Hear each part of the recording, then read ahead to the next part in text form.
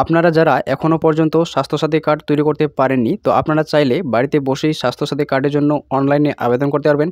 কোনো রকম অফিসে যাওয়ার দরকার পড়বে না। তো কিভাবে আবেদন করবেন এবং কী কী ডকুমেন্টস লাগবে, তো সম্পূর্ণ প্রসেস দেখাবো এই ভিডিওতে। তো বন্ধুরা, ফার্স্ট টু লাস্ট অবধি দেখবেন, আমি স্টেপ বাই স্টেপ আপনাদেরকে দেখিয়ে দেবো। তো প্রথমে আপনাদেরকে যে কোনো একটা ব্রাউজার ওপেন করতে হবে। ওপেন করার পর সার্চ বারে লিখবেন স্বাস্থ্যসাথী.gov.in লিখে আপনার সার্চে ক্লিক করবেন। ক্লিক করার সাথে সাথেই স্বাস্থ্যসাথীর অফিসিয়াল ড্যাশবোর্ড এভাবে ওপেন হয়ে যাবে। তো আপনারা অ্যাপলি অনলাইনে ক্লিক করবেন। ক্লিক করার পর অনেকগুলো লিঙ্ক চলে আসবে। তো প্রথমে যে লিঙ্কটা আপনারা দেখতে পাচ্ছেন, অনলাইন অ্যাপ্লিকেশন স্বাস্থ্যসাথী কার্ড, এই অপশানটাতে ক্লিক করবেন। ক্লিক করার পর এরকম একটা পেজ চলে আসবে। তো এখানে আপনার প্রথমে মোবাইল নাম্বারটা বসিয়ে দিবেন। বসিয়ে দেওয়ার পর আপনার গেট ওটিপিতে ক্লিক করবেন। তো যখনই আপনার গেট ওটিপিতে ক্লিক করবেন, সাথে সাথে আপনার মোবাইলে একটা ওটিপি চলে যাবে। তো ওটিপিটা আপনারা সম্পূর্ণ সঠিকভাবে বসিয়ে দেবেন। বসিয়ে দেওয়ার পর আপনারা সাবমিটে ক্লিক করবেন। তো যখনই আপনার সাবমিটে ক্লিক করবেন, তো স্বাস্থ্যসাথীর সম্পূর্ণ ফর্মটা এভাবে ওপেন হয়ে যাবে। তো এখান থেকে আপনাকে প্রথমে ডিস্ট্রিক্টটা সিলেক্ট করতে হবে। তো আপনার যেটা ডিস্ট্রিক্ট সেটা এখান থেকে সিলেক্ট করবেন। সিলেক্ট করার পর এখানে ব্লক বা মিউনিসিপ্যালিটি, তো আপনার যেটা হবে সেটা এখান থেকে সিলেক্ট করবেন। সিলেক্ট করার পর নিচে দেখতে পাচ্ছেন ব্লক, তো এখানে আপনার ব্লকের নামটা এখান থেকে সিলেক্ট করতে হবে।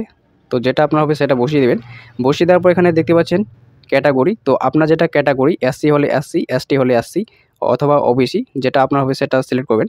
সিলেক্ট করার পর দেখতে পাচ্ছেন এখানে পঞ্চায়েত, জিপি, তো আপনার যেটা জিপি হবে বা পঞ্চায়েত সেটা এখান থেকে সিলেক্ট করবেন।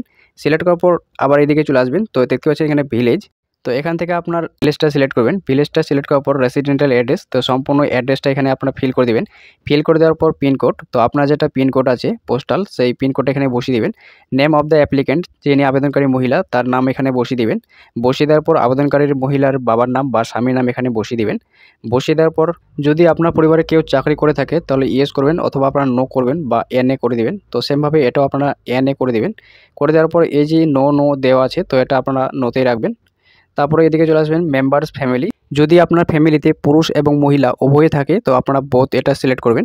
তারপর এদিকে চলে আসবেন, তারপরে এডিটে আপনারা ক্লিক করবেন। ক্লিক করার পর এখানে বেনিফিশিয়ারি মহিলার নাম এখানে বসিয়ে দিবেন। বসিয়ে দেওয়ার পর এখানে এজ, বয়স, সেটা সঠিকভাবে বসিয়ে দিবেন। তারপরে এখানে ফিমেল রাখবেন। তারপরে এখানে আধার নাম্বারটা বসিয়ে দিবেন সঠিকভাবে। বসিয়ে দেওয়ার পর এখানে রেশন কার্ড নাম্বারটা এখানে সঠিকভাবে বসিয়ে দিবেন। বসিয়ে দেওয়ার পর এখানে মহিলা কী করেন সেটা এখান থেকে সিলেক্ট করবেন। তো আনএমপ্লয়মেন্ট এটা আপনারা সিলেক্ট করবেন। সিলেক্ট করার পর এখানে বেনিফিশিয়ারির যেই মোবাইল নাম্বার, সেই মোবাইল নাম্বারটা বসিয়ে দেবেন।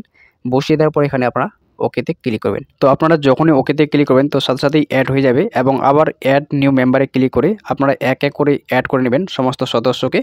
তো এইভাবে আপনারা খুব সহজেই অ্যাড করে আপনারা সাবমিটে ক্লিক করবেন। সাবমিটে ক্লিক করার সাথে সাথেই একটা অ্যাকনোলেজমেন্ট নাম্বার আপনারা পেয়ে যাবেন। সেই অ্যাকনোলেজমেন্ট নাম্বারটা অবশ্যই নোট করে রাখবেন বা প্রিন্ট আউট করে রাখবেন পরবর্তী স্ট্যাটাস চেক করার জন্য। তো বন্ধুরা, এই ছিল প্রসেস। যদি আপনাদের ভিডিওটা ভালো লেগে থাকে অবশ্যই লাইক করবেন।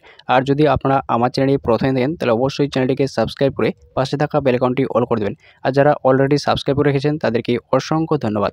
তো বন্ধুরা, ভালো থাকবেন, সুস্থ থাকবেন। Thank you for watching. Have a good day. By.